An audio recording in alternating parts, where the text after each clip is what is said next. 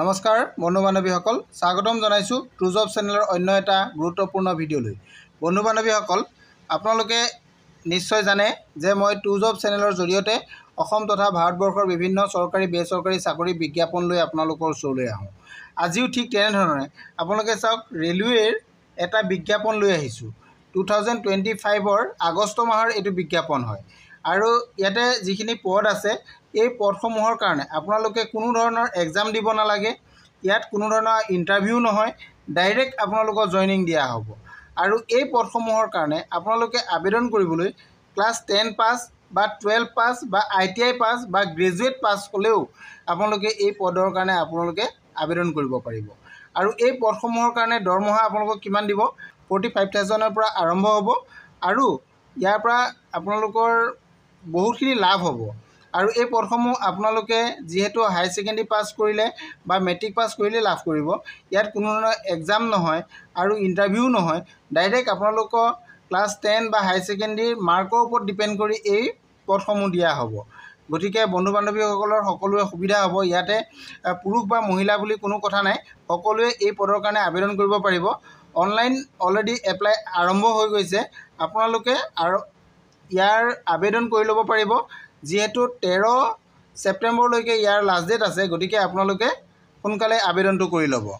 আৰু বন্ধু বান্ধৱীসকল, আপোনালোকে ইয়াৰ সবিশেষ যদি আৰু জানিব বিচাৰে তেতিয়াহ'লে আপোনালোকে নটিফিকেশ্যনত যাব পাৰিব আৰু ভিডিঅ'টো সম্পূৰ্ণৰূপে চাব। তেতিয়া আপোনালোকে এই পদসমূহৰ বিষয়ে সবিশেষ জানিব পাৰিব।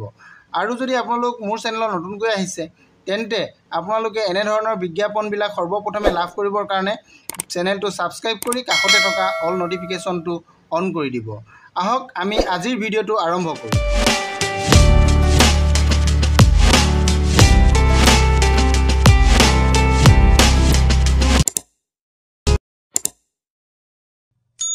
নমস্কাৰ বন্ধু বান্ধৱীসকল, আজি আপোনালোকৰ কাৰণে এটা বিশেষ বিজ্ঞাপন লৈ আহিছোঁ। বিজ্ঞাপনটো আপোনালোকে নিশ্চয় থাম্বনেইলত দেখি গম পাইছে আৰু ইয়াতো দেখা পাইছে নিশ্চয়। ইষ্টাৰ্ণ ৰেলৱে ৰিক্ৰুইটমেণ্ট চেল, ইয়াৰ পৰা নটিফিকেশ্যনটো আহিছে। এই নটিফিকেশ্যনটো যিখিনি পদৰ কাৰণে আহিছে ইয়াতে আপোনালোকে চাব পাৰিব। Notification for engagement of apprentice for the training slot, এইটো ট্ৰেইনিং স্লটৰ কাৰণে দিয়া হৈছে। আৰু এই বিজ্ঞাপনখিনি যিটো আহিছে, বিজ্ঞাপনটোৰ কাৰণে যিখিনি পদ আছে এই পদখিনিৰ কাৰণে আপোনালোকৰ ইম্পৰ্টেণ্ট যিখিনি ডেটকেইটা মই প্ৰথমে আপোনালোকক জনাই ল'ব বিচাৰিছোঁ। প্ৰথমতে চাওক, যিটো নটিফিকেশ্যন হয়, নটিফিকেশ্যনটো কেতিয়া প্ৰকাশ কৰা হৈছিলে? নটিফিকেশ্যনটো 31 জুলাইত প্ৰকাশ কৰা হৈছিলে। 31 জুলাই 2025 নটিফিকেশ্যন আহিছে। আৰু এই নটিফিকেশ্যনটোৰ কাৰণে যিটো অনলাইন আবেদন হ'ব, অনলাইন আবেদনটো 14 আগষ্টৰ পৰা আৰম্ভ হৈছে আৰু ইয়াৰ ক্লজিং ডেটটো হ'ব 13 ছেপ্টেম্বৰ। গতিকে 13 ছেপ্টেম্বৰৰ আগত আপোনালোকে ইয়াৰ আবেদন কৰিব লাগিব। এইটো অনলাইন এপ্লিকেশ্যন আপোনালোকে কৰিব লাগিব। এতিয়া আমি এই পদসমূহ কি আছে, পদসমূহৰ বিষয়ে প্ৰথমে আমি জানি লওঁ। যিহেতু ইয়াতে ৱেষ্টাৰ্ণ ৰেলৱে পদ হয়, ডিভিজনত বেলেগকৈ আছে। মই কেইটামান ডিভিজনৰ যিকেইটা ডিভিজনত আপোনালোকৰ এই পদসমূহ আছে মই দেখাই দিব বিচাৰিছোঁ। আপোনালোকে নিশ্চয় এইটো দেখা পাইছে, হাওৰা ডিভিজন আছে। হাওৰা ডিভিজনত ইয়াতে কি পদ আছে আপোনালোকে চাব পাৰিব। ফিটাৰ আছে, ৱেল্ডাৰ আছে, মেচ আছে, মেকানিকেল আছে, কাৰ্পেণ্টাৰ আছে, পেইণ্টাৰ আছে, লাইনমেন আছে, ৱায়াৰমেন আছে। ঠিক তেনেধৰণে এনে পদসমূহ আছে। ইলেক্ট্ৰিচিয়ানৰ পদ আছে, মেকানিকেলৰ পদ আছে। এই গোটেই পদখিনি মিলি আপোনালোকৰ ইয়াতে কিমানটা পদ আছে আপোনালোকে ইয়াতে টোটেল পদটো চাব পাৰিব। টোটেল আছে 659 পদ ইয়াতে আছে। এইখিনি আপোনালোকৰ হাওৰা ডিভিজনৰ। নেক্সট ঠিক তেনেধৰণে আপোনালোকে যদি চাব বিচাৰে, লিলুহুৱা ৱৰ্কশ্বপত আছে আপোনালোকৰ এইটো ৱৰ্কশ্বপৰ কাৰণে দিয়া হৈছে।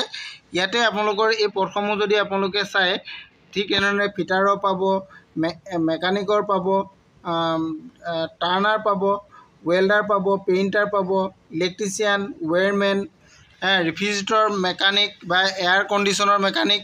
ঠিক তেনেধৰণে এই পদসমূহ আছে। ইয়াতো মুঠ পদ আছে আপোনালোকৰ 612টা। এইটো নিশ্চয় দেখা পাইছে। আৰু যদি আপোনালোকে চাব বিচাৰে তেনেধৰণে ডিভিজনবিলাকৰ ৱাইজত ভাগ কৰা আছে। সকলো ডিভিজনৰ কথা উল্লেখ আছে। আপোনালোকে পদসমূহ দেখিছে, ইয়াতে বিভিন্ন পদ আছে। ইয়াতে এইটো ডিভিজনত আপোনাৰ 440টা পদ আছে। আৰু যদি তেনেধৰণে আপোনালোকে চাব বিচাৰে, এইটো এটা ডিভিজন আছে। এইটো ডিভিজনত যদি আপোনালোকে চাব বিচাৰে, ইয়াতো ঠিক তেনেধৰণে পদ আছে। আপোনালোকৰ 187 পদ আছে। তেনেধৰণে ডিভিজনবিলাক দিয়া আছে। এইটো মালদা ডিভিজনত আছে। মালদা ডিভিজনতো ঠিক তেনেধৰণে এই পদসমূহে আছে। ইয়াতো ঠিক পদ আছে আপোনালোকৰ 138 পদ। টোটেল এই পদসমূহ মিলি আপোনালোকৰ 2000 ওপৰত পদ ইয়াতে খালী আছে। এই পদসমূহৰ কাৰণে আপোনালোকৰ এটা ভাল কথা কি যে আপোনালোকে ইয়াত কোনো ধৰণৰ ইণ্টাৰভিউ দিব নালাগে বা এক্সাম দিব নালাগে। ইয়াতে ডাইৰেক্ট আপোনালোকৰ মাৰ্কশ্বিটৰ ওপৰত ডিপেণ্ড কৰি ইয়াতে জইনিং দিয়া হ'ব। এতিয়া আমি চাওঁ যে ইয়াৰ জইনিং কৰিবৰ কাৰণে আপোনালোকৰ কিমান ধৰণৰ কি কোৱালিফিকেশ্যন ইয়াতে প্ৰয়োজন হ'ব, সেইকেইটা বিষয়ে মই আপোনালোকক জনাই দিম। ইয়াতে আপোনালোকে ৰিজাৰ্ভেশ্যনো পাই যাব। সকলো কেটেগৰীৰ কাৰণে ৰিজাৰ্ভেশ্যন পাব। আৰু এক্স ছাৰ্ভিচমেন সকলো ইয়াতে ৰিজাৰ্ভেশ্যন পাব। আৰু PWBD কেণ্ডিডেট সকলো ইয়াতে ৰিজাৰ্ভেশ্যন পাব। ৰিজাৰ্ভেশ্যন কেটেগৰীত আপোনালোকে এইখিনি পদসমূহ লাভ কৰিব পাৰিব, কিছু সুবিধা পাব। আৰু ইয়াতে এজৰ কথাটো আহিলে, আপোনালোকে যদি চাই, এজৰ মেইন বস্তুটো হৈছে এজটো আপোনালোকৰ 15 বছৰৰ পৰা 24 বছৰ বয়সলৈকে দিয়া হৈছে। এজটো 15 পৰা 24 বছৰ। ইয়াতে গভৰ্ণমেণ্ট ৰুল মতে যিখিনি কেটেগৰী কেণ্ডিডেটে ইয়াতে এজৰ ৰিলেক্সেশ্যন পাব লাগে, তেওঁলোকে এইখিনি পাই যাব। ইয়াতে উল্লেখ আছে, SC ST সকলে 5 বছৰ পাব, OBC সকলে 3 বছৰ পাব। ঠিক তেনেদৰে PWBD কেণ্ডিডেটসকলে 10 বছৰ পাব। এইখিনি ৰিলেক্সেশ্যন তেওঁলোকে এজৰ পাই যাব। আৰু ইয়াতে মেইন ইম্পৰ্টেণ্ট আপোনালোকৰ কোৱালিফিকেশ্যনটো হৈছে যে এডুকেশ্যনেল কোৱালিফিকেশ্যন। আপোনালোকৰ এডুকেশ্যন কোৱালিফিকেশ্যনটো আপোনালোকৰ কিমান প্ৰয়োজন হ'ব, এইটো কথা আপোনালোকে চাব পাৰিব। ইয়াতে উল্লেখ আছে, ক্লাছ 10 হ'লেও আপোনালোকে এক্সাম, এইটো ক্লাছ 10 যদি আপোনালোকে পাছ কৰি আছে, তেতিয়াও আপোনালোকে এই পদৰ কাৰণে আবেদন কৰিব পাৰিব। যদি আপোনালোকে হায়াৰ ছেকেণ্ডেৰী পাছ কৰি আছে, অৰ্থাৎ 10+2 পাছ কৰি আছে, তেতিয়াও আপোনালোকে আবেদন কৰিব পাৰিব। যদি 10+2 আপোনালোকে 50% মাৰ্ক আছে, তেতিয়া আপুনি এই পদটোৰ কাৰণে আবেদন কৰিব পাৰিব। এইটো কথা ইয়াতে উল্লেখ কৰা আছে। যদি আপুনি গ্ৰেজুৱেট হয়, তেতিয়াও আবেদন কৰিব পাৰিব। যদি আপোনালোকৰ ITI আছে, তেতিয়াও আপোনালোকে আবেদন কৰিব পাৰিব। এইখিনি কথা ইয়াতে আছে, আপোনালোকে বিতংকে চাই ল'ব। ইয়াৰ নটিফিকেশ্যনটো অফিচিয়েল ৱেবছাইটত আপোনালোকে পাই যাব।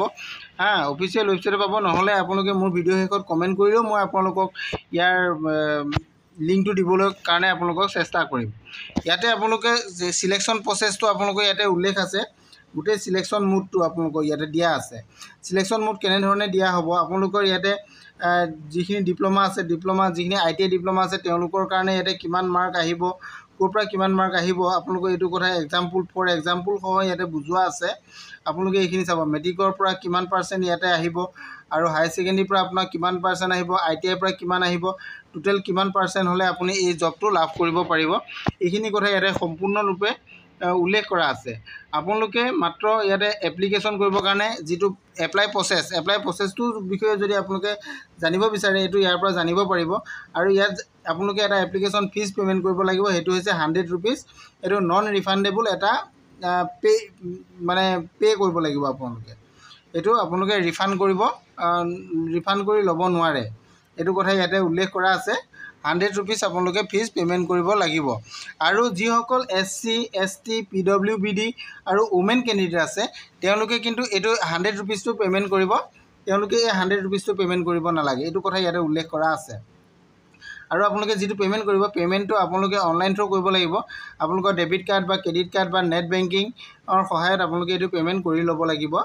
আৰু এইটো এপ্লাই আপোনালোকে যেতিয়া কৰিব, তেতিয়া আপোনালোকে এইটো অনলাইন থ্ৰু পে'মেণ্ট কৰি ল'ব লাগিব। আজিৰ বিজ্ঞাপনটো এইখিনিয়ে আছিলে। গোটেইখিনি কথা মই আপোনালোকক জনালোৱেই।